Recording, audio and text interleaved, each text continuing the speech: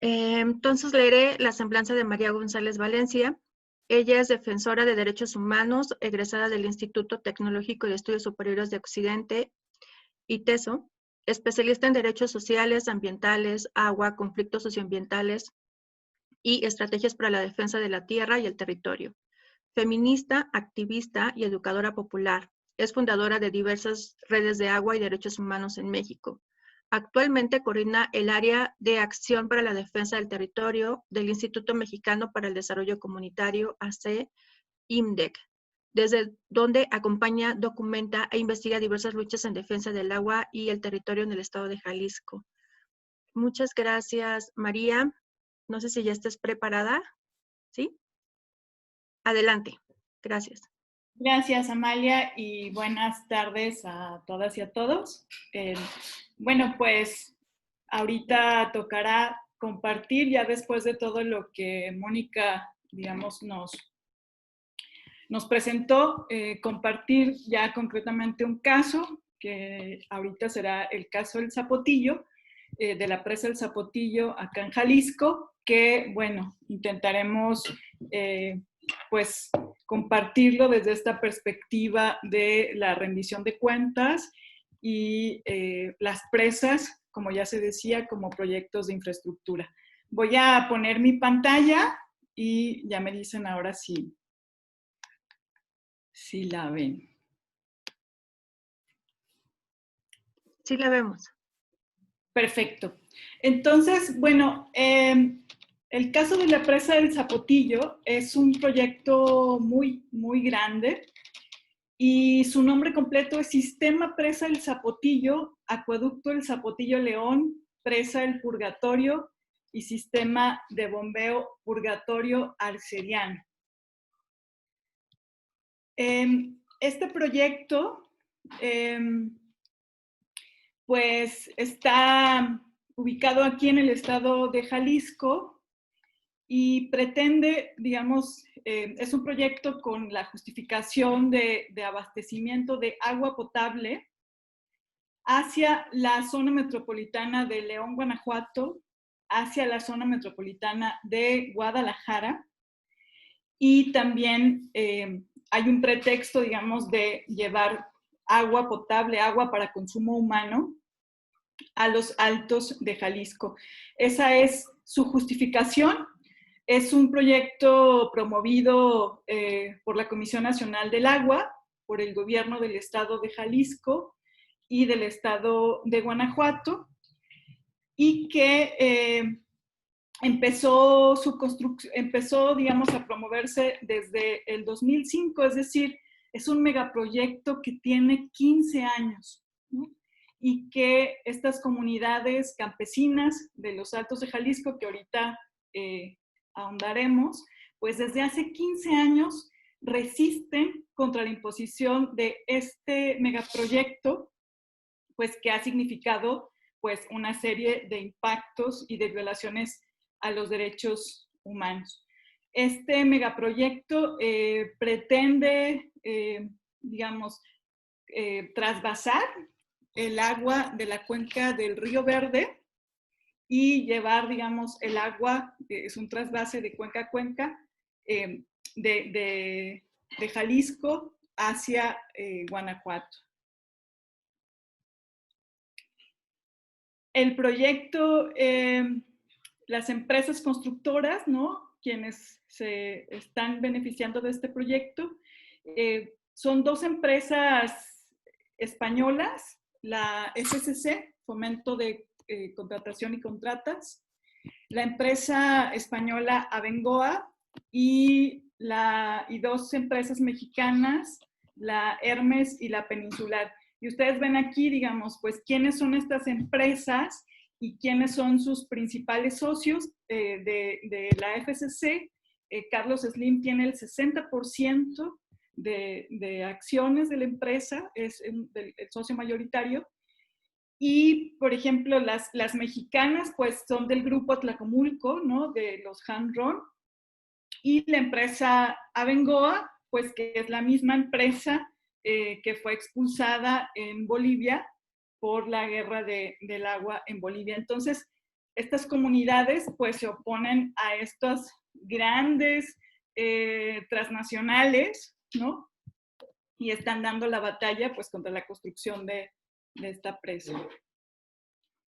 Bueno, las afectaciones de la presa, pues imagínense, ¿no? Son 15 años de lucha de estos 3 pueblos campesinos, Temacapulín, Acacico y Palmarejo, y de productores y productoras de 10 municipios de los Altos de Jalisco, pues que se verían pues gravemente afectados si se llevara a cabo, si se concluyera la presa El Zapotillo, ¿no?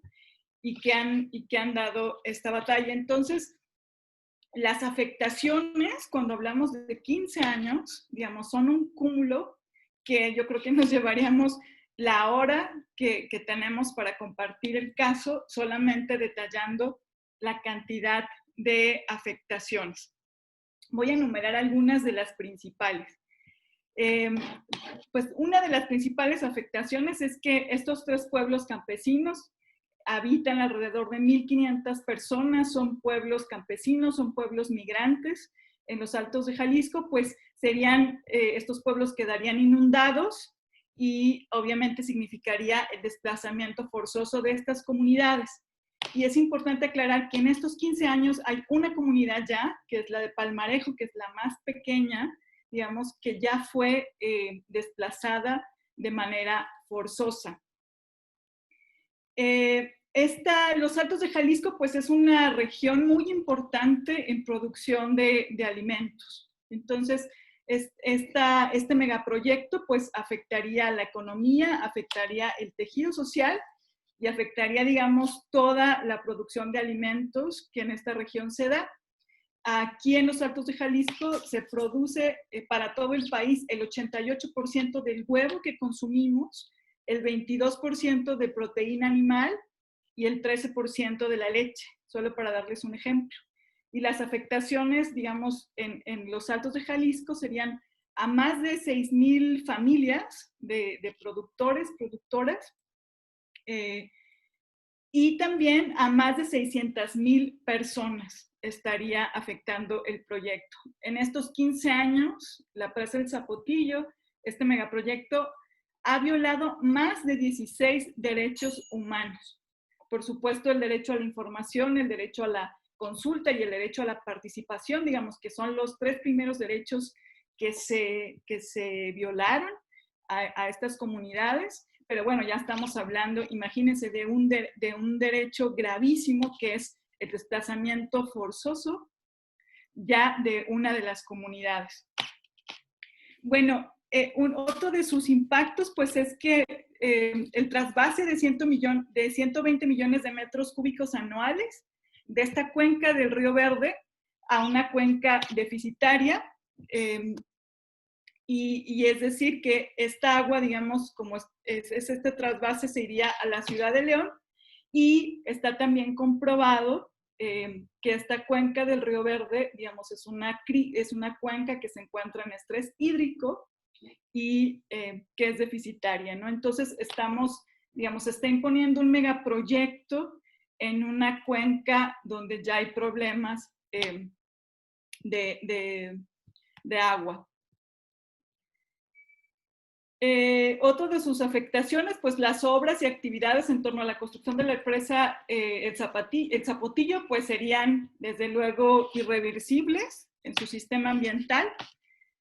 Ya Mónica ha hablado un poco de los impactos que generan la construcción de las presas, pero en este caso, pues la cortina de esta presa pues provocaría un efecto barrera en este río que modificaría el régimen del caudal natural y afectaría los ciclos de vida y la reproducción de la flora y la fauna.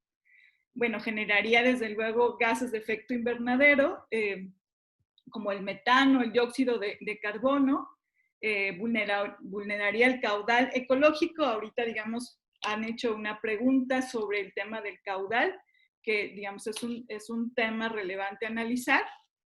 Y pues las presas, digamos, habría todo un tema de retención de sedimentos, se perdería biodiversidad, afectación a especies endémicas esta presa, digamos, quedarían inundadas 4.500 hectáreas, es decir, toda esta tierra fértil y productiva quedaría bajo el agua, y pues toda esta historia, esta cultura y esta tradición milenaria campesina, pues de esta región de Jalisco y de estos pueblos. Y desde luego, pues se cambiarían las características físico-químicas y la calidad del agua del Río Verde. Una cosa muy importante es que este proyecto antecede a 2 megaproyectos de presas también fallidos aquí en Jalisco.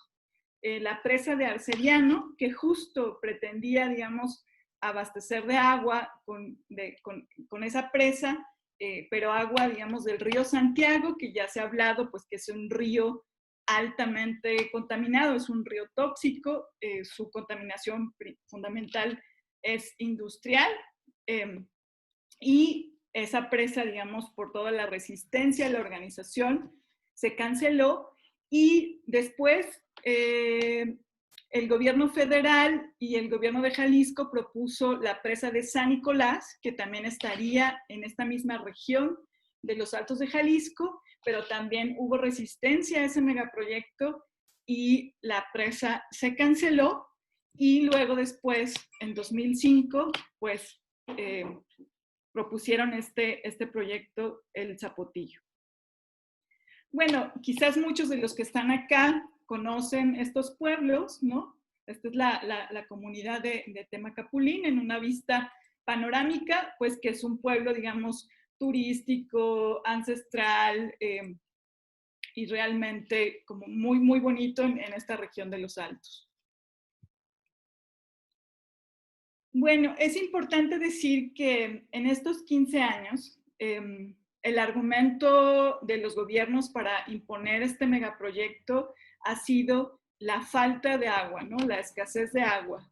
Y un pretexto para entonces abastecer de agua a grandes metrópolis, a grandes ciudades, ¿no?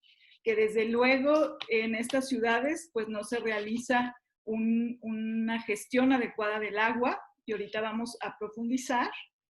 Pero como les decía, este megaproyecto incluye varias obras, ¿no? El acueducto, ¿no? Que lo construiría la empresa española Abengoa, la presa, ¿no? El vaso principal, que lo estaría construyendo FCC Hermes y la Peninsular, y también una presa derivadora, es decir, para que el agua pueda venir también a la zona metropolitana de Guadalajara, una especie de tinaco, que sería la presa El Purgatorio y su sistema de bombeo. Y este megaproyecto pues también ha planteado una serie de proyectos que le han llamado de reasentamiento, ¿no? Pero que realmente pues las comunidades, a partir de todas las violaciones, de cómo se impuso el proyecto, de las irregularidades, pues realmente pues las comunidades lo ven como centros, primero digamos que están poblacionales, ¿no? Que están iniciada su construcción de manera irregular, pero que sería pues un desplazamiento definitivamente forzado. Y en este sentido, lo que quiero mostrarles acá es que después de 15 años, solamente han logrado avanzar el 40% del sistema, ¿no? Es decir, menos de la mitad después de 15 años, y ahorita vamos a entrar al tema de los costos y los sobrecostos y la corrupción. Entonces, en el caso de la presa del Zapotillo, en el informe oficial de la propia Conagua de 2018, se da cuenta que el avance físico solamente es hasta el 86.84%. En el caso del acueducto, el 4.84%, o sea, el acueducto no logró avanzar. Y en el caso de la presa del Purgatorio, solamente el 30%.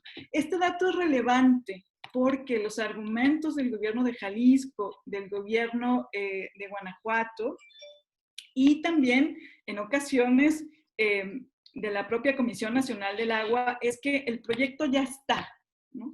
Del propio gobierno federal. Es decir, el proyecto ya está, ya hay una inversión y entonces hay que usarlo.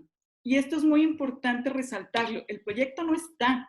O sea, lo que hay es un derroche de fondos públicos, violaciones a los derechos humanos, irregularidades y un avance mínimo.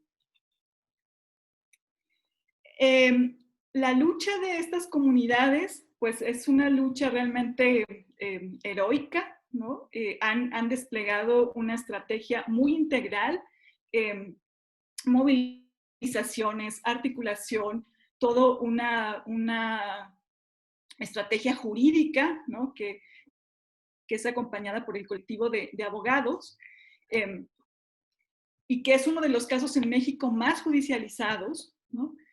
Y se logró detener el avance de la presa en el año 2014 por una resolución, por un mandato judicial de la Suprema Corte de Justicia de la Nación. Entonces, este proyecto, como les decía, se impone en 2005, de manera irregular se empieza a construir en 2009 la presa, en 2011 el acueducto, y en el 2014 las comunidades logran detener el proyecto. Entonces, actualmente el proyecto desde 2014 se encuentra detenido y el año pasado las comunidades realizaron todo un trabajo muy fuerte de diálogo e interlocución con el nuevo gobierno federal y hay acuerdos con el propio presidente de México para que este proyecto, digamos, está en el estatus de revisión, ¿no? Y está, digamos, en el entendido de que si no hay acuerdo de las partes, es decir, del gobierno de Guanajuato, del gobierno de Jalisco, de la Federación y de todas las comunidades y los productores y productoras afectadas, el proyecto se queda como está, ¿no? Esas son palabras no mías, son palabras del propio presidente Andrés Manuel López Obrador. Bueno, entrando un poco ya al tema de análisis que nos colocaba Mónica, ¿no? de esta semana de la transparencia hídrica y que el día de hoy estamos analizando estos megaproyectos de infraestructura desde el enfoque de la rendición de cuentas. Ahorita yo me quiero detener en este megaproyecto para que podamos analizar qué significan los decretos presidenciales en este tipo de obras, los acuerdos de distribución de agua que se dan en este caso entre los gobiernos estatales, ¿no? Las asignaciones, porque el caso de la presa del Zapotillo, pues es una presa con el pretexto o para abastecimiento de consumo humano, entonces lo que aplica en primer término es una asignación, ¿no? Pero también profundizar sobre los usos del agua, ¿no? En este caso, el uso del agua es uso doméstico público urbano y ahorita pues creo que es muy importante profundizar en las trampas de este uso, ¿no? Y cómo a estos lugares donde supuestamente llegará el agua, que al final de cuentas el Zapotillo, pues es una disputa por el agua entre el campo y la ciudad, ¿no? En donde las ciudades, digamos, no cambian sus modelos de gestión de agua y entonces cada vez van a lugares más lejanos a traerla. La Ciudad de México es un gran ejemplo y en este caso, pues ya estas dos grandes metrópolis, que es la zona metropolitana de Guadalajara y la de León, pues con el Zapotillo esto queda completamente ejemplificado. Y aquí lo que ustedes pueden ver es, bueno, ¿cuál es el mapa del negocio, no? Digamos, ¿quiénes tienen el agua? ¿Dónde está el tema de la captura, ¿no? Corporativa? ¿Quiénes son los grandes beneficiarios, ¿no? Y cuáles son los falsos argumentos o las falsas beneficios que se promueven en este tipo de megaproyectos, ¿no? En el caso del Zapotillo, pues las principales beneficiarias, por supuesto, son las empresas, ¿no? Constructoras, y ya Mónica lo explicaba, pues que la Ley de Aguas Nacionales permite, ¿no? Que las empresas que construyen estos proyectos de infraestructura hidráulica puedan operar. Y en el caso del Zapotillo, por ejemplo, la empresa Bengoa, además de ganar la licitación para construir el acueducto, también ganó operar el agua, ¿no? o operar la infraestructura durante 25 años. Y ustedes lo que pueden ver acá es que, bueno, el Zapotillo se encuentra en esta región del país, en esta región occidente, en esta región Bajío, que es una región pues altamente industrializada, ¿no? Y pues está comprobado, ¿no?, que a lo largo de estos años el agua del Zapotillo, en el caso del Bajío, de la zona metropolitana de León, pues fundamentalmente irá a grandes corredores industriales y específicamente al puerto seco, ¿no? Guanajuato Puerto Interior, que su principal producción es de automóviles, ¿no? Y toda la industria, por supuesto, de agroexportación, que se da también en esta región.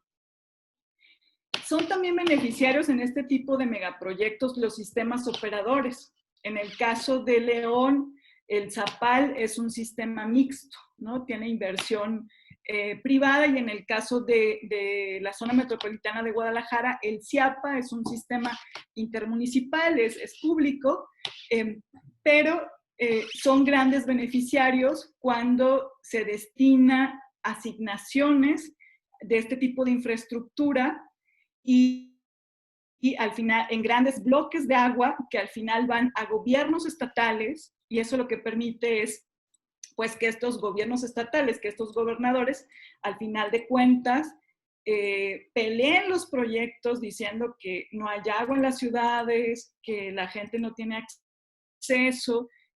Sin embargo, el agua del Zapotillo, en el caso de la zona metropolitana de Guadalajara, pues fundamentalmente vendrá a todo el tema inmobiliario y de constructoras, que ahorita lo vamos a especificar. Bueno, la historia en este megaproyecto es larga, ¿no?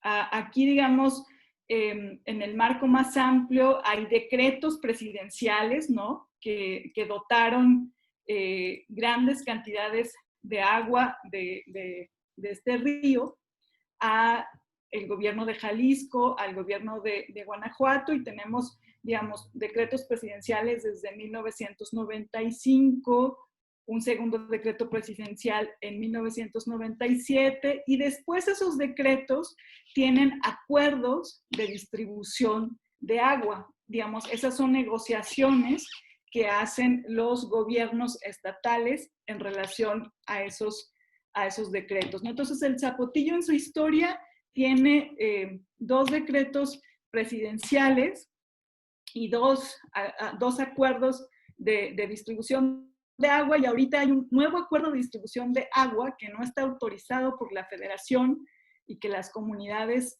detuvieron en 2019, pero ahorita podemos ver lo que implica, ¿no? Entonces, esto es muy importante porque, digamos, el eje transversal de esta semana son las concesiones, pero recordemos que en el propio capítulo de la Ley de Aguas Nacionales, pues hablamos de concesiones y de asignaciones. En el caso de este proyecto de infraestructura, pues lo central es una asignación que se da, digamos, bajo esta lógica de decretos y de acuerdos. Un tema central aquí es el uso del agua, en este caso o en este megaproyecto, que la justificación de este uso es uso doméstico y público urbano. Y aquí yo creo que es muy importante detenernos, porque este es uno de los usos que no está regulado, ¿no? Y que es un uso disfrazado. En realidad es un uso disfrazado porque los gobiernos lo defienden como si el uso público urbano fuera derecho humano al agua, y no lo es, ¿no? Al final de cuentas, esas grandes dotaciones, con el pretexto de este uso, pues fundamentalmente llegan a corredores industriales, llegan a empresas inmobiliarias, constructoras y otro tipo, bueno, también, digamos, a los propios sistemas operadores que a su vez hacen llegar esta agua, pues no a donde la gente la necesita, ¿no? No donde no hay red, no donde no hay conexión, no donde debería de haber un acceso equitativo y sustentable del agua, ¿no? Sino fundamentalmente, pues, a los grandes usuarios, que son las empresas. Y es muy importante detenernos en este acuerdo que intenta imponer el gobierno de Guanajuato y el gobierno de Jalisco, ¿no? Es histórica esta alianza porque siempre ha habido una disputa en el estado de Guanajuato, Jalisco, Michoacán, por todo el tema del agua. Y estos nuevos gobernadores logran el año pasado imponer un nuevo acuerdo de distribución del agua que afortunadamente las comunidades lograron detener, ¿no? Y bueno, el argumento de los gobernadores se basó en estos decretos presidenciales, ¿no? Que son muy viejos, ¿no? Y eso es algo importantísimo, es decir, son decretos antiguos en donde se hicieron ciertas cantidades de dotación de agua y estos gobernadores se vuelven a basar en esos decretos como si no hubiera pasado el tiempo y como si la situación de la cuenca del Río Verde fuera la misma. Y finalmente, estos gobernadores pues van por el sistema Zapotillo, que incluye la presa, ¿no? a una altura de 105 metros, que inundaría completamente estas tres comunidades, la tierra fértil y todos los impactos que ya les relaté, pero van por todo el paquete, es decir, el Zapotillo no tiene razón de ser si no existe el acueducto, ¿no? La presa, el Zapotillo no tiene razón de ser si no existe el acueducto y no tendría razón de ser si no existiera el proyecto de la presa del Purgatorio y del sistema de bombeo, ¿no? Entonces, y en este sentido, pues es importante decir que, por ejemplo, el gobernador actual de Jalisco, por muchos años, usó como bandera política el caso del proyecto del Zapotillo, ¿no? Oponiéndose al megaproyecto. Y bueno, finalmente sabemos lo que significan los políticos y sus intereses, pero pues el año pasado van por todo y la Conagua no ha firmado este acuerdo de distribución y tampoco fue autorizado pues por el propio presidente, ¿no? Bueno, aquí es muy importante lo que les comentaba en relación a la disponibilidad de agua del Río Verde, ¿no? Digamos, son muchas irregularidades en este megaproyecto, pero un estudio muy cuestionado que realizó la ONU en su agencia UNOPS, ¿no? En 2017, y que no hizo, digamos, nuevos estudios, sino de la información que ya había y que ya también, como se mencionó, pues hay todo un tema en relación a la generación de la información, ¿no? Si sabemos realmente la disponibilidad de agua subterránea, de agua superficial, ¿no?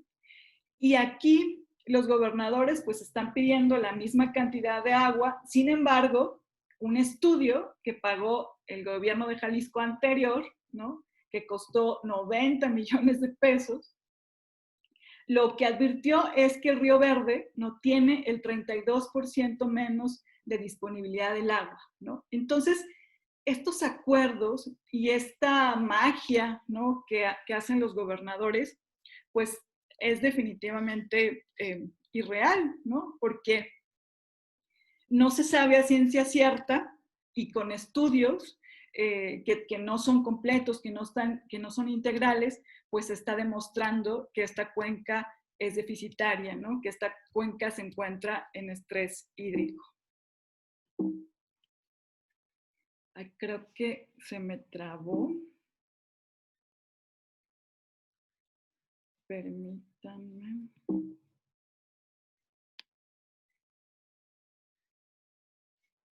Voy a volver a compartir.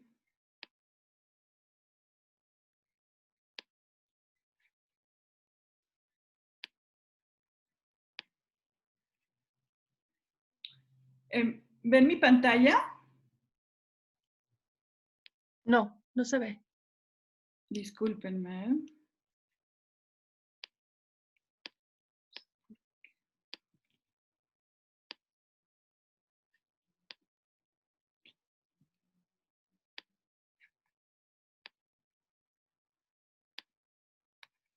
A ver, listo.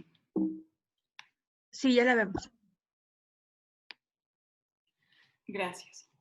Bueno,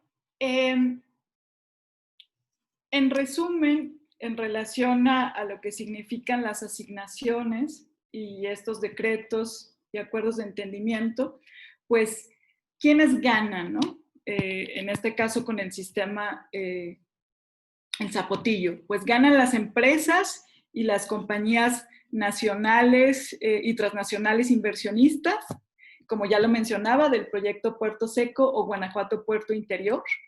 Ganan los agroindustriales, de los empresarios de esta región de Guanajuato, las empresas inmobiliarias y los corredores industriales de la zona metropolitana de Guadalajara, las empresas que están construyendo la presa, los gobiernos estatales y los organismos operadores del agua.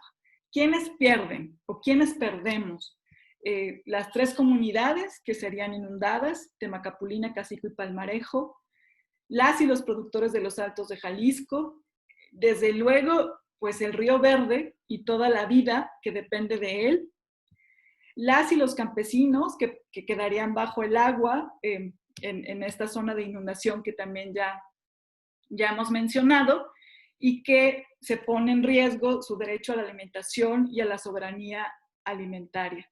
Pierde, esto es muy, muy importante, la población de León, Guanajuato, por los altos costos que tendrían que pagar por el agua, porque al final de cuentas, al ser estas obras de infraestructura operadas por transnacionales o por organismos operadores mixtos, ¿no?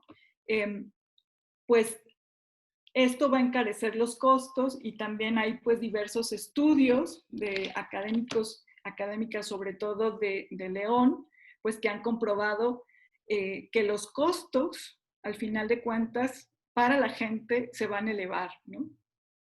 Pues perdemos la población de Jalisco y México, que tendríamos que asumir pues todos los costos sociales, los costos ambientales, culturales, económicos, pues de este proyecto, pues que en estos 15 años está plagado de irregularidades y corrupción, ¿no? Y aquí me quiero detener un poquito. Estas empresas tienen a su vez pues diferentes contratos, y en el caso de la empresa Abengoa, como operaría el acueducto, también se le asignó una concesión. Sin embargo, aquí queremos compartir una investigación que hicimos el año pasado en el INDEC, solo para comprobar quiénes son en Jalisco los acaparadores del agua. Es decir, más allá de este discurso de que no hay agua o de que la gente no tiene agua y que hay que construir este tipo de megaproyectos, ¿quiénes tienen el agua? Y nos dimos a la tarea de buscar quiénes son los 50 mayores, ¿no? Concesionarios. No me voy a detener porque en la presentación de la investigación, que también da curso toda esta semana, ya se ha hecho también una explicación amplia, pero solo les quería señalar algo que nos llamó la atención, sobre todo en el caso de la zona metropolitana de Guadalajara. Ubicamos a los 50 de agua subterránea, a los 50 mayores y a los 50 de agua superficial. Y ustedes pueden ver, por ejemplo, en el agua subterránea, ¿no? que en esta región pues es alto, ¿no? Este uso público urbano, pues que ya descubrimos o ya describimos que pues es un uso muy disfrazado. Y bueno, desde luego el uso industrial, porque estamos hablando de esta región occidente, de esta región bajío, altamente industrializada. Y en el caso del agua superficial, pues desde luego que el principal uso es el agrícola, pero también es muy alto el uso público urbano, ¿no? O sea, estamos en una región donde este uso es realmente alto y tiene, digamos, esta explicación de que después, aunque se justifica de una forma, pues llega el agua a estos grandes usuarios que controlan, que acaparan, que contaminan y que toman las decisiones definitivamente de lo que sucede con nuestra agua en el país. Y solo voy a mencionar algunas. Ya en el estudio que nos presentaban el lunes, por supuesto que las cerveceras y las refresqueras pues son las principales. En este caso no fue la excepción aquí en Jalisco, ¿no? Pero me quiero detener en estas empresas, ¿no? O sea, está comprobado, el agua del Zapotillo y el gobernador de Jalisco quiere el agua para que esta ciudad siga creciendo, ¿no? Para que esta ciudad siga todo el tema de las constructoras y de las inmobiliarias. Nos llamó muchísimo la atención que son varias empresas constructoras e inmobiliarias las que tienen las mayores concentraciones, ¿no? Aquí solamente menciono algunas que ustedes pueden ver.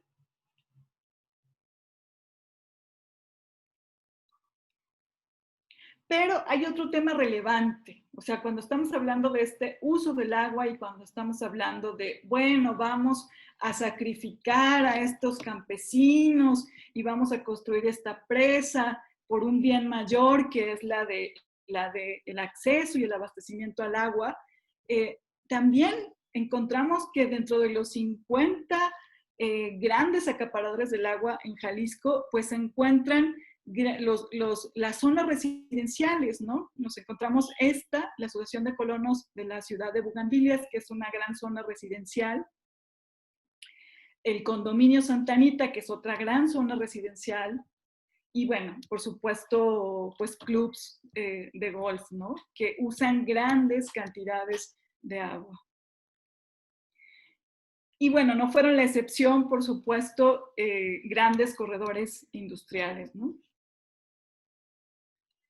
Entonces, con esto, digamos, lo que quiero compartir con ustedes es que pues está demostrado en dónde está el agua, para dónde va el agua, quiénes son los beneficiarios y realmente que estos discursos que manejan los gobiernos pues realmente están documentados, ¿no? O sea, es muy... las comunidades han hecho todo este trabajo y han documentado durante estos 14 años, pues que la presa del Zapotillo es la presa de la corrupción, que es un proyecto inviable por todo lo que significa este tipo de tecnología en el mundo, que ya es obsoleta, pero también está demostrado pues que no es cierto que si de llegar a venir el agua de esta cuenca a través de este megaproyecto, pues irá el agua para la gente o para las colonias que más lo necesiten, ¿no?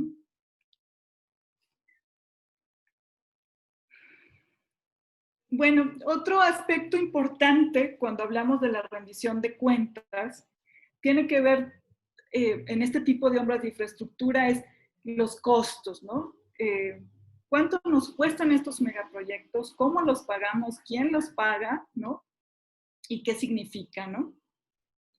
Y aquí lo que yo les quiero compartir es que en estos 15 años, o sea, realmente es una aberración el Zapotillo. Su aumento de costos ha sido irracional. En el 2006, el proyecto costaba alrededor de 8,000 millones de pesos, ¿no? 7,960. Y el año pasado, en 2019, según datos de transparencia presupuestaria, este proyecto cuesta ya 35,338 millones de pesos. Es decir, aumentó un 350%, ¿no? en estos 15 años. Pero eso no es todo, como hablábamos, este sistema se encuentra al 40%, entonces todavía le falta un 60% para que acabe de construirse, más todo lo que implica empezar a operarlo, ¿no? Y cuánto nos costará y cómo lo vamos a pagar. Entonces, de llegar a concluirse este sistema, estaría costando 71,000 millones de pesos. Es decir, se necesitan mínimo otros 35,000 millones de pesos, y desde luego eso significa también falta de transparencia, falta de rendición de cuentas, dónde está la información, que ahorita nos vamos a detener. Un tema relevante y en el que queremos hacer, digamos, como mención solo para ejemplificar, porque, digamos, son tantas irregularidades, es el caso de la empresa española Abengoa, ¿no? Que, como ya les compartía, se le adjudicó la construcción y operación del acueducto. Solamente logró avanzar al 4%, ¿no? Y ahorita vamos a ver todas las irregularidades que se cometieron en este caso y en qué estatus está. La licitación para el proyecto Acueducto del Zapotillo León se asignó en 2011 y presentó numerosos vicios de origen e irregularidades y registró diversos causales de anulación, por lo que el proceso pudo haberse impugnado y dejado sin efecto. Esto que les menciono está documentado en un informe de cómo se dio el proceso de licitación, y aunque hubo numerosos vicios de origen, la Conagua le asignó a la empresa Abengoa la licitación del acueducto, ¿no? Abengoa cobró 1,600 millones de pesos al gobierno mexicano al ganar el contrato para trasvasar el agua, pues, de este río Verde hacia la ciudad o hacia la zona metropolitana de León, Guanajuato. O sea, solamente por asignar, inmediatamente se le asignaron 1,600 millones de pesos. Esta empresa se declaró en quiebra a nivel internacional en el año 2014, ¿no? Y el colmo de los colmos es que el gobierno mexicano, es decir, con nuestro dinero, con nuestros impuestos, ha usado más de 706 millones de pesos del erario público para su rescate, ¿no? Y aquí mencionamos algunos datos y están documentados, ¿no? Dentro de estos 706 millones de pesos, se incluyen 604 millones de pesos del fondo del Instituto de Pensiones de Jalisco, es decir, del Fondo de Pensiones de Jalisco, de las y los trabajadores, se invirtieron en esta empresa 604 millones de pesos, y al momento no se ha podido recuperar este dinero, pues que es de las y los trabajadores. Abengoa presentó su renuncia a la Conagua para la construcción del acueducto el 28 de agosto de 2017, y además de todo, de que no avanzó de estas irregularidades, le exigió a la Conagua la indemnización por 5,000 millones de pesos como pago por la inversión realizada. Actualmente, pues hay toda un juicio, ¿no?, entre Abengoa y Conagua. O sea, Abengoa está obligando a Conagua a que le pague esta indemnización. Desconocemos más a profundidad cómo está la situación, porque es una información que se nos ha sido reservada, que nos reservaron, que nos denegaron. Y digamos, también pues es un claro ejemplo del acceso a la información y de la dificultad de la rendición de cuentas a la que se enfrentan pues las comunidades, los pueblos, las organizaciones, ¿no? En este caso, pues el Congreso de Jalisco interpuso otra controversia constitucional contra las irregularidades sobre el caso del acueducto, por todo el tema de la entrega de derechos de vía y permisos de obra de la empresa Bengoa por parte de la Conagua y la Secretaría de Infraestructura y Obra Pública, ¿no? Esta es una segunda controversia, pues que está también en tribunales, pero que se derivó pues de estas irregularidades de todo el tema de permisos y derechos de vía. El Zapotillo ha sido auditado en 6 ocasiones en estas auditorías anuales por la Auditoría Superior de la Federación. En estas auditorías, que comenzaron en el año 2009, la Auditoría Superior de la Federación presume un probable daño o perjuicio a la Hacienda Pública Federal por un monto mayor a los 4.5 millones de pesos en el ejercicio de 2015. Además, todo el tema de la presa del Zapotillo, pues se han elaborado diversos estudios técnicos y diferentes tipos de estudios que las comunidades le llaman a modo, porque se han cambiado los resultados según convenga a los gobiernos, se ha ocultado la información y se ha reservado. Un tema fundamental en la rendición de cuentas y en este caso de megaproyectos es que toda la información que hemos solicitado sobre el uso de los recursos públicos, es decir, cuánto se ha ejercido, quién lo ha ejercido, en dónde está el dinero, no nos coincide absolutamente nada. O sea, pedimos información sobre los presupuestos y nos dan una información que no corresponde con otra información oficial.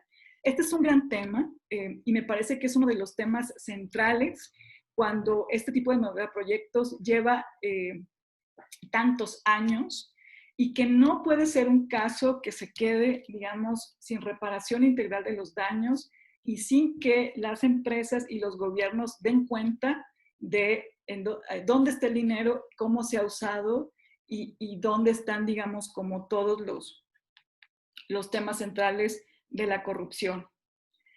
Se han documentado pues diversas fallas e irregularidades en cuanto a los estándares de calidad de la obra, ¿no? Que también nos parece que es un tema que tiene que ver con corrupción. Y finalmente, ya para cerrar, para ir cerrando, pues, digamos, después de revisar este megaproyecto que en este caso dimos este enfoque, ¿no? Por el tema de esta semana, pues las comunidades lo que proponen, ¿no? Es lo que ellos llaman la revolución del agua, y lo que proponen es transitar y ir hacia una nueva gestión integral del agua y la reparación integral de los daños. A manera de conclusión, para cerrar, nos parece que toda esta discusión y esta coyuntura de la nueva Ley General de Aguas no se puede quedar ajena y no lo está haciendo. O sea, hay todo un debate que tiene que ver con la modificación del sistema de concesiones, de asignaciones y de la regulación de los usos del agua.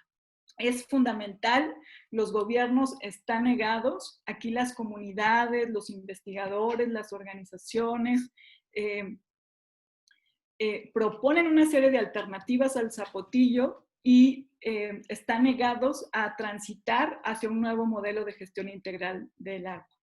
Urge debatir, urge modificar este modelo de gestión y finalmente, en el caso del Zapotillo, las comunidades hacen el trabajo que le tocaría a los gobiernos. En este caso, las comunidades desde el 2019, articulados con universidades nacionales, internacionales, académicos, académicas, están proponiendo una serie de alternativas que puedan sustituir a la presa del Zapotillo y que puedan modificar las políticas de acceso y los sistemas de abastecimiento del agua en esta región, pero que serían ejemplo de otras regiones del país.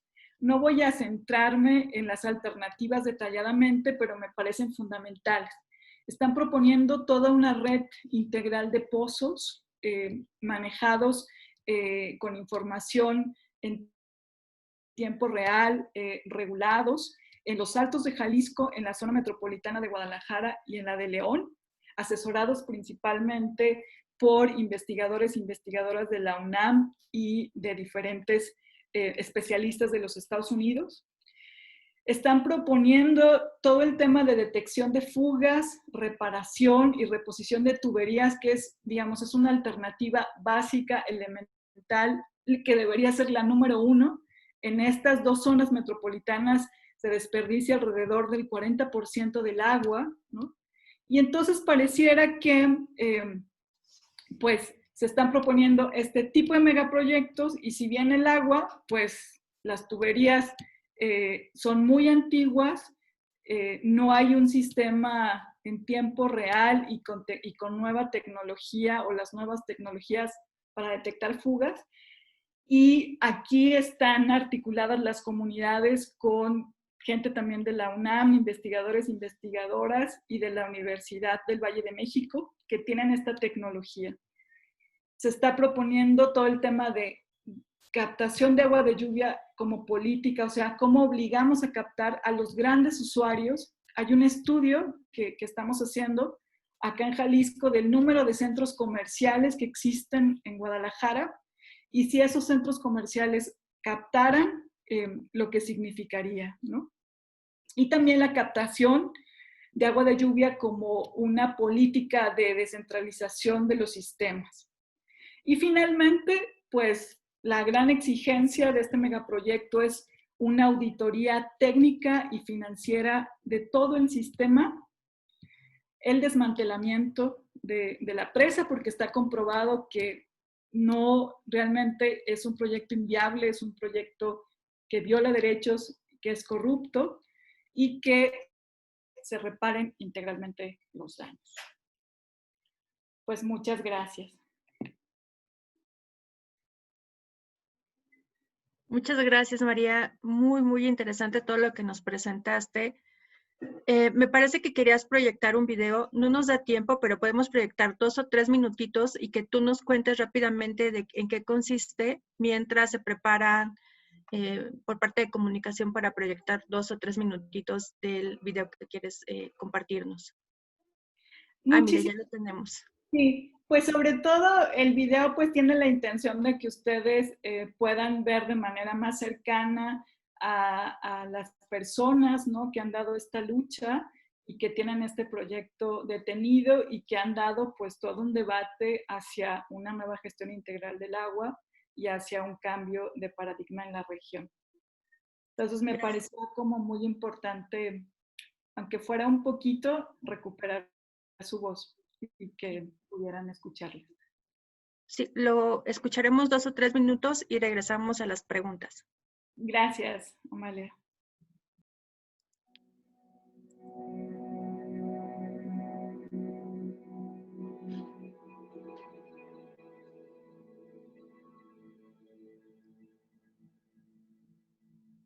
Claro que sí, siento una mucha tristeza de que pues, el gobierno no respeta, pues, porque quiere acabar con nuestras tradiciones, con nuestra identidad, en primer lugar, porque qué triste que después nos digan de dónde eres, pues de un pueblo que desapareció. Entonces, eso es lo que más me dolería, más aparte que tenemos nosotros nuestros difuntos enterrados aquí, entonces, pues, eso nos dolería dejar nuestros difuntos aquí bajo el agua. Pues de cuando sería, yo creo unos 10 años ya de que ellos aceptaron, porque les dijeron que ellos a 80 o 105 tenían que salir. Entonces ellos por miedo sí aceptaron de buena voluntad, pero pues hay personas que no les han pagado. A unas personas los obligaron hasta tumbar sus casas. Creo para que se vea ya el rancho también ya sin personas y todo caído. Entonces, hay personas que se lamentan de estar allá porque pues no es la vida igual que la que llevaban acá en su rancho, ¿verdad?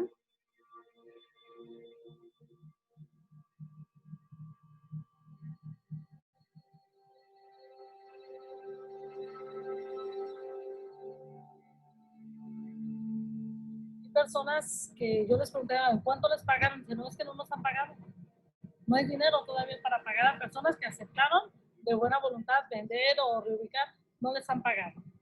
Ahí se siente uno encerrado, más aparte usted voltea para todos lados, es puro zacate, ya en cambio acá hay nopales, hay más vida, pues hay agua, hay productos que se pueden comer y allá no hay nada. El gobierno no cumple, pues es que el gobierno lo que quiere es abusar de las personas, porque en primer lugar quedó de entregarles escrituras y los tienen que a los 5 años, que así los tienen, pero ¿cuáles escrituras pueden entregar si no está el permiso de uso de suelo? Mientras no hay ese permiso, no pueden hacer escrituras.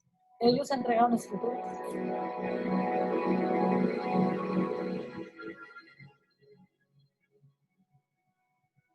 María, Madre de Dios, ruega, Señor, por nosotros los pecadores, ahora y en la hora de nuestra muerte. Amén. Dios te salve, María, llena de gracia, Señor es contigo, bendita eres entre las mujeres, bendito el fruto de tu vientre, Jesús. Estamos pues muy tristes porque nos quieren sacar de nuestra comunidad.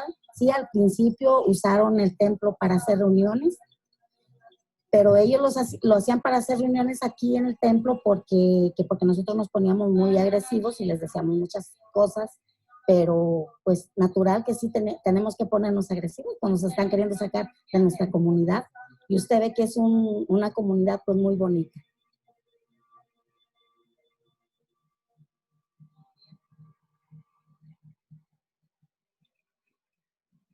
Yo soy Luis Villegas, originario de aquí de Acacico.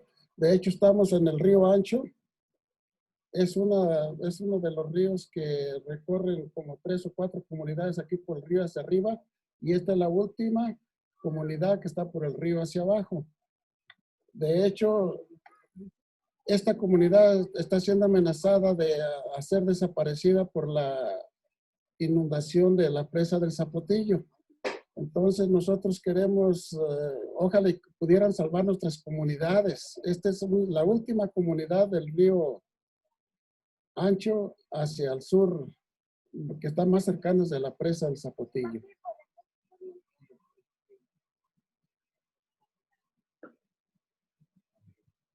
La verdad sí me siento triste que nomás se toquen estos temas y es muy triste para nosotros. O le diría al gobernador que por qué nos han echado tantas mentiras. Va para Aristóteles Sandoval estas palabras. ¿Para qué nos echa tantas mentiras? Que esto iba a quedar en la historia. Sí, va a quedar en la historia. En primer lugar va a quedar en la historia de tantas personas que nos han muerto de aquí, de la pura tristeza de la presa. Se molestan porque cuando vienen uno les dice groserías, pero es que ellos nos hacen salir de nuestras casillas, porque nos han echado puras mentiras, oiga.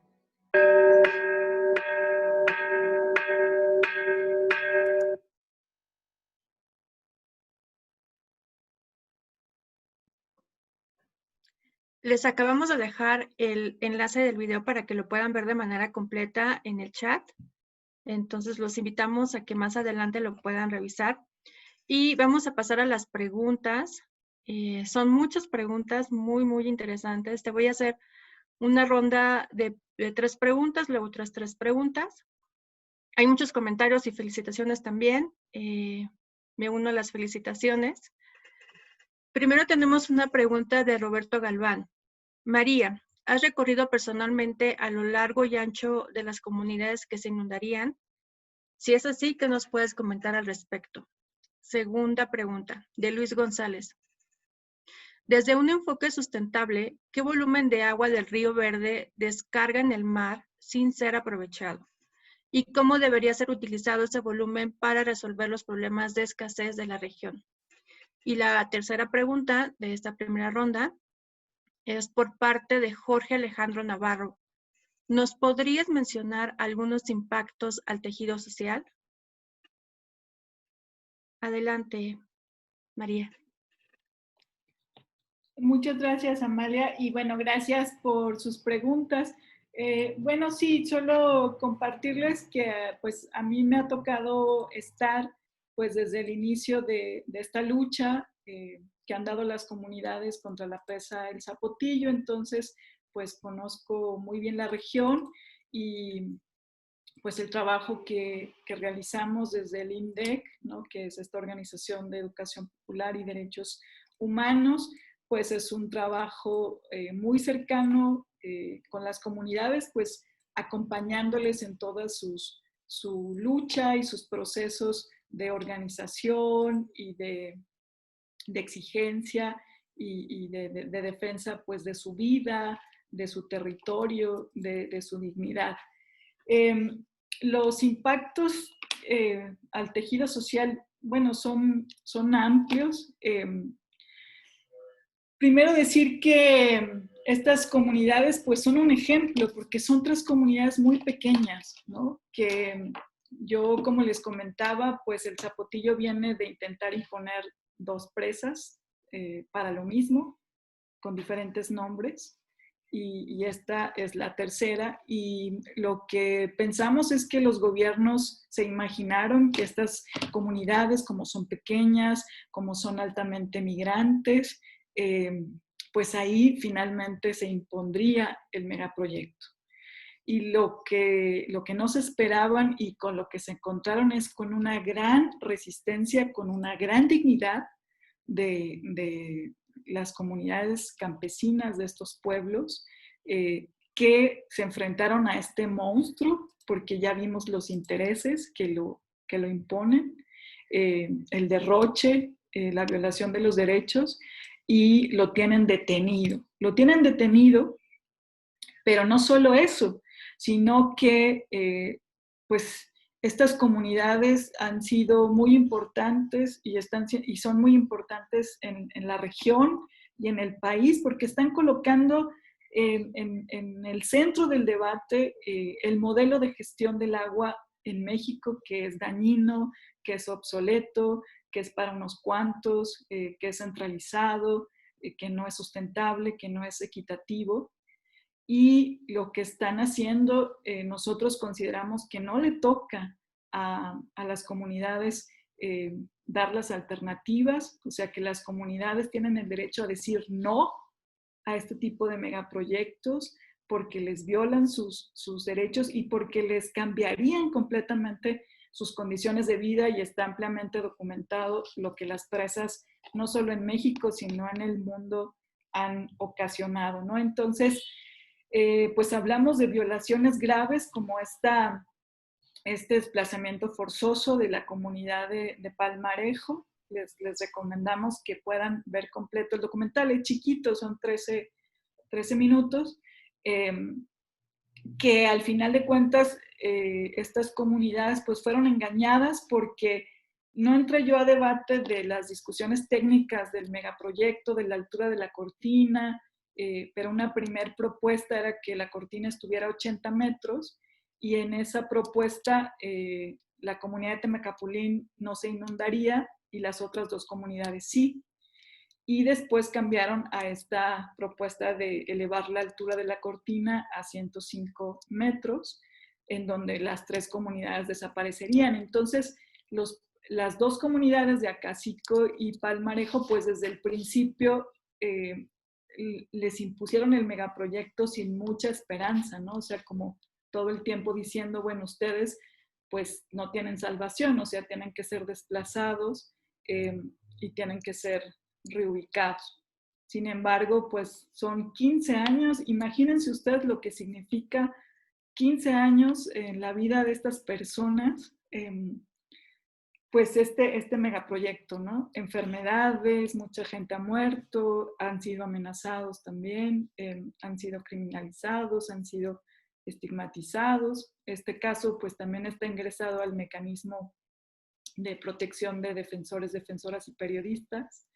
Y bueno, pues la lista es larga. No sé si me puedes, Amalia, por favor, repetir la segunda pregunta, y espero pues haber contestado a los compañeros que preguntaron. La segunda pregunta, creo que como estoy haciendo cambios, entonces la borré, pero te las vamos a enviar.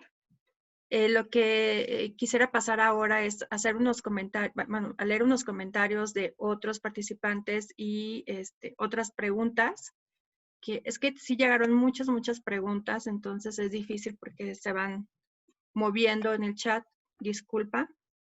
Pero bueno, te voy a hacer un comentario, te voy a leer un comentario, perdón, de Alesia Cachadourian. Ella dice, el año pasado la UNAM demostró cómo la presa de Zapotillo es ineficiente en términos meramente hidráulico. Es decir, que técnicamente es la peor opción para abastecer de agua a sus supuestos beneficiarios. Mientras sigamos sin ver que los afectados somos todos aquellos que vivimos y tomamos agua en México, seguiremos creyendo que la inequidad es para aquellos pocos habitantes. Y un segundo comentario es de Katy. Según entiendo, el Río Verde también tiene muy mala calidad de agua. Sería mejor proteger esa corriente de todas las fuentes de contaminación que recibe y protege. Y ahora paso a las preguntas. Tenemos 3 preguntas más. Llegaron muchas preguntas, entonces una disculpa si no nos da tiempo de leerlas todas. La primera pregunta de esta segunda ronda sería de Arturo González. ¿Cuál sería la alternativa para sustituir las grandes presas como infraestructura para dotar de agua potable a las zonas urbanas, que es un derecho humano, así como para usos comerciales e industriales? El agua subterránea tal vez no sea opción porque muchos acuíferos ya están sobreexplotados. Y la siguiente pregunta es de María Eugenia González del COLEF. Su pregunta medular es saber para quién y para qué se quiere el agua y evidenciar quién lo va a pagar y durante cuánto tiempo. Y ahora sí consultar si se va a asumir los costos económicos y ambientales que ello implica. Y la tercera pregunta es de Lina. Teniendo en cuenta lo presentado que se podría hacer para que se apliquen los resultados de las auditorías para sancionar fiscal y disciplinariamente a los implicados en las irregularidades del sector agua, ¿qué se podría hacer? Esas serían las 3 preguntas, prometo no borrarlas. Adelante, María. Muchas gracias, Amalia, y a quienes han preguntado. Bueno, primero decir sobre el Río Verde. Para nosotros acá en Jalisco, que vivimos, pues, como algunos especialistas o investigadores han nombrado infiernos ambientales en casos de contaminación de agua, que es uno de los principales problemas que enfrentamos. El Río Verde, la cuenca del Río Verde es de las últimas cuencas, de los últimos ríos libres en el estado y más limpios, ¿no? En ese sentido, por lo que mencionan de la contaminación del Río Verde, pues el Río Verde presenta contaminación, sobre todo por toda la producción agrícola y pecuaria, que también se da, digamos, de manera intensiva en esta región, pero comparado con un río Santiago, el argumento también de las comunidades y de muchas organizaciones y otros movimientos en defensa del agua aquí en Jalisco es, no represemos el Río Verde, porque casi todos los ríos de Jalisco o están altamente contaminados o están represados, y el río Verde pues es uno de los últimos ríos limpios. Entonces no tiene estos altos tóxicos, ¿no?, que enferman y matan,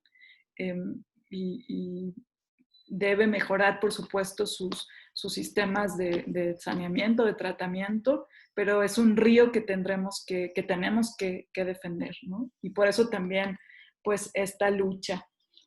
Sobre la sustitución y las alternativas, y ya también lo mencionaba Alesia, ¿no? Alesia es una investigadora que ha trabajado muy de cerca también con las comunidades afectadas por la presa del Zapotillo. Y el año pasado, y están trabajando también las comunidades, se dieron a la tarea de profundizar, ¿no? Viendo todas estas irregularidades, los costos, comprobar sobre todo, no solo en términos ambientales y sociales, el beneficio de otras alternativas, sino en términos económicos, ¿no?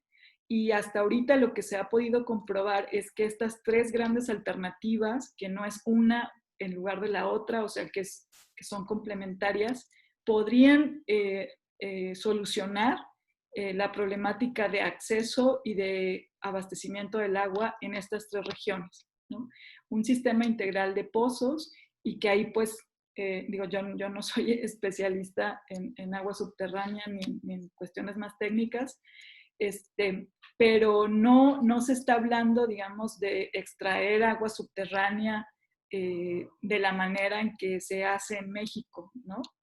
Que son prácticas realmente pues no sustentables, sino todo un sistema de extracción como una alternativa de abastecimiento regulada, monitoreada, en donde sepamos perfectamente cuánta agua subterránea tenemos y en donde se pueda cerrar, abrir la salida de estos pozos. Es una lógica totalmente distinta a la forma en la que la hacemos en México. Y lo que también queremos como mencionar es que en el tema se habla mucho de las fugas, ¿no? En las grandes ciudades. Y realmente las comunidades se han articulado con investigadores de la UNAM y de la Universidad del Valle de México, y que es toda una propuesta de la ciudad de Barcelona, en España, que es muy barata, ¿no? Pero digamos, se trata de digitalizar todo el sistema de abastecimiento y las redes para, en un primer lugar, detectar fugas y luego reparar y reponer. Se han hecho los cálculos de estas dos alternativas y sería mucho más barato que lo que nos falta si el sistema Zapotillo se llegara a concluir.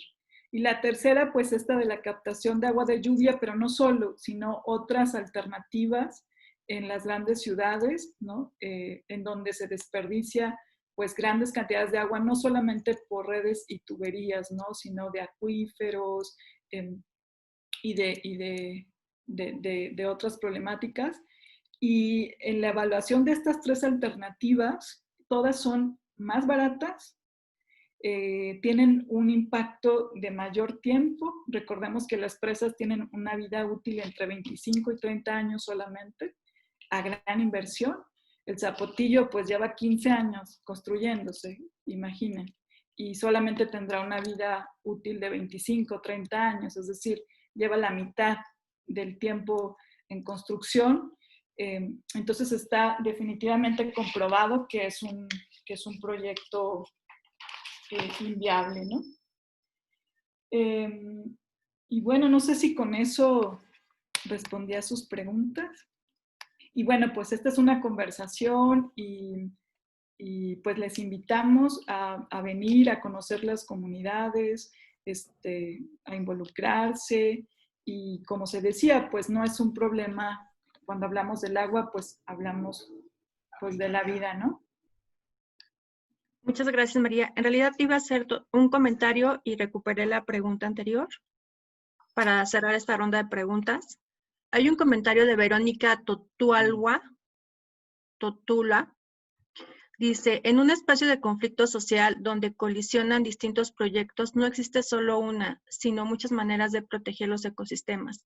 Y cada una de ellas lleva la marca del grupo social que la promueve. Expresa sus valores, su visión del mundo y su idea del desarrollo. Alberto Bentancur, gracias a las doctoras por sus presentaciones, ya se suman las felicitaciones. Y la pregunta que era de la ronda anterior, de la primera ronda, es de Luis González. Desde un enfoque sustentable, ¿qué volumen de agua del Río Verde descarga en el mar sin ser aprovechado? ¿Y cómo debería ser utilizado ese volumen para resolver los problemas de escasez de la región?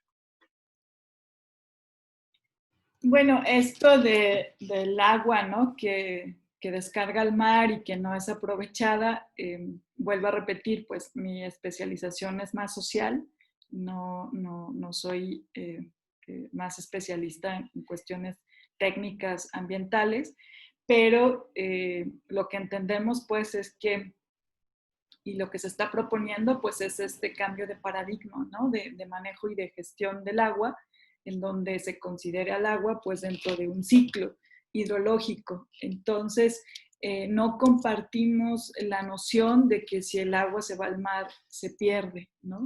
De hecho, me recuerda mucho a uno de los argumentos de los propios gobiernos estatales, ¿no?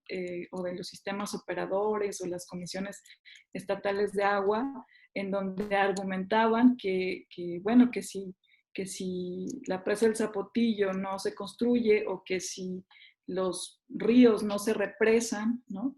Entonces, pues esa agua pues, se pierde y no compartimos la noción, ¿no? O sea, pues compartimos, como decían en los comentarios, ¿no? Que es un ciclo, y que pues hay como diversas formas de aprovechar, reusar, conservar, reutilizar.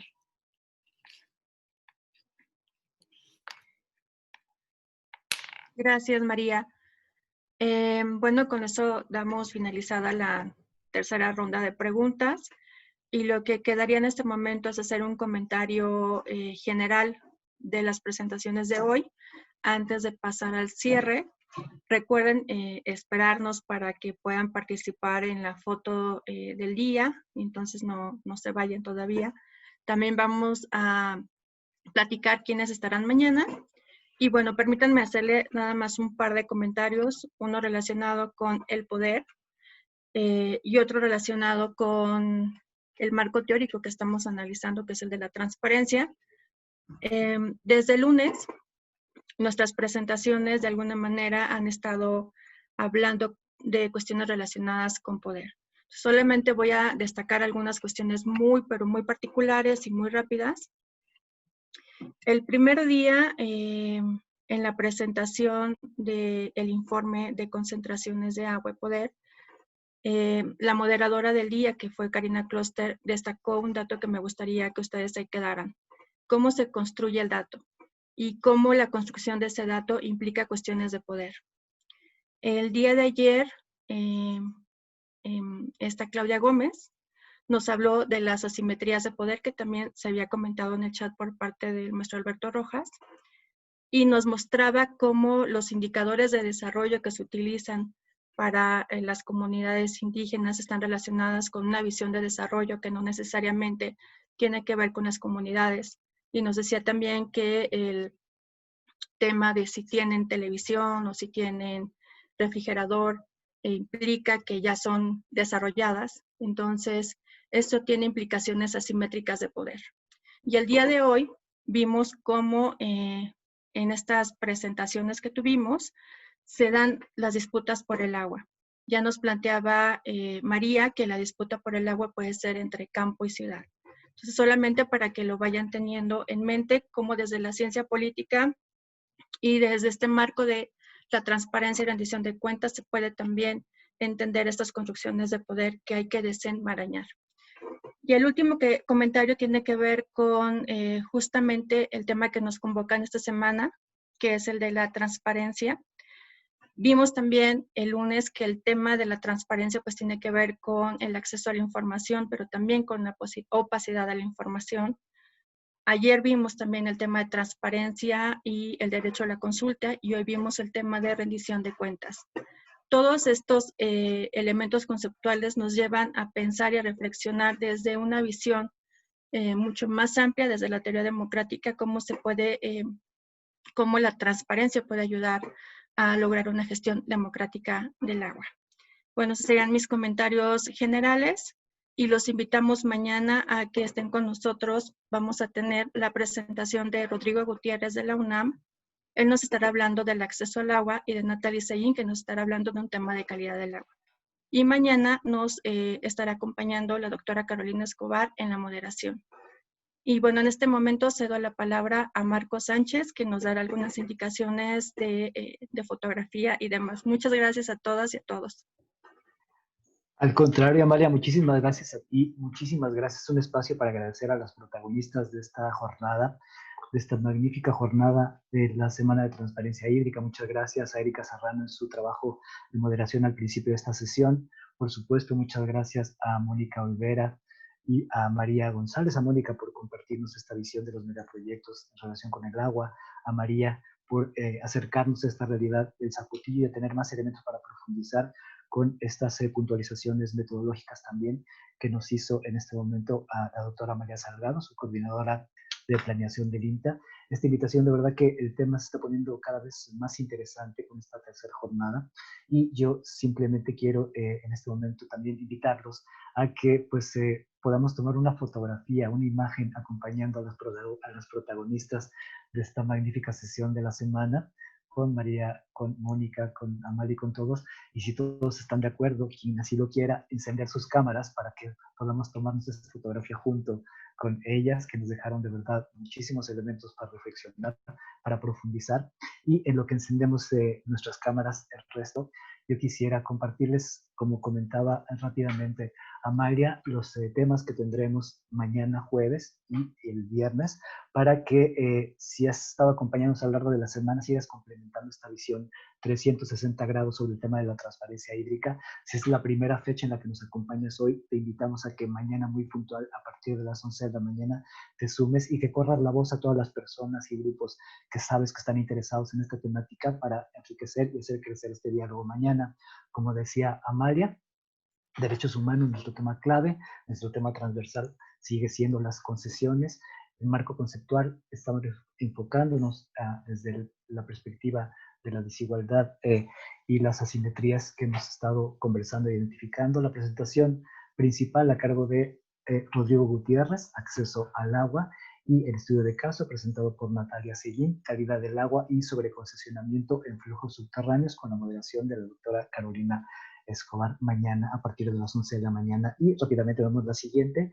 Y el viernes, que es el cierre de nuestra semana de transparencia hídrica, no se lo pierdan, justicia hídrica, con el tema clave de extractivismo desde el enfoque de la minería, con la presentación del doctor Francisco Peña del Colegio de San Luis, justicia hídrica, y el estudio de caso, minería y privilegios, proyectos extractivos y desigualdad en el acceso al agua en el Valle de Ocotlán, a cargo de Alejandra Martínez y con la moderación de María del Carmen Nava. De verdad que cada vez se va poniendo más interesante esta semana, no se lo pierdan, acompáñenos muy puntuales mañana a las 11 de la mañana.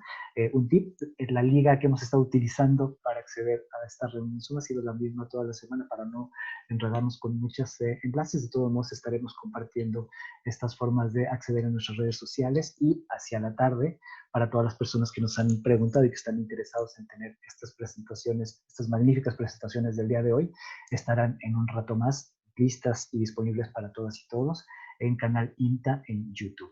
Y con esto, pues creo que llegamos al final de los mensajes, dejamos de compartir la pantalla con las presentaciones y ahora sí estamos listos para tomar estas imágenes de todos juntos acompañando a los protagonistas de esta tarde, y otra vez en el agradecimiento con Erika, con Mónica, con María, por supuesto, a Mal y todas y todos ustedes por su interés y por las interesantes preguntas y comentarios que hacen enriquecer este diálogo y que nos hacen crecer a todas y a todos. Entonces vamos a hacer, si les parece bien, a la cuenta de 3, una primera toma regalándoles y regalándonos una sonrisa a los protagonistas, agradeciendo compartir de esta forma como lo hacen su conocimiento y su perspectiva, y también pues compartiendo nosotros la riqueza que nos llevamos después de esta sesión, esta tercera sesión de la semana. Entonces a la cuenta de 3, 1, 2 y 3, y nos regalamos una gran sonrisa para todos. Y hacemos una segunda toma regalándonos una sonrisa, porque a veces las cuestiones técnicas fallan. Queremos asegurarnos de tener todas las imágenes y podemos también saludar o hacer algún señal con nuestras manos o algún saludo para acompañar nuestra sonrisa y el mejor deseo de que sigamos teniendo un gran día y una magnífica semana de transparencia hídrica. 1, 2 y 3.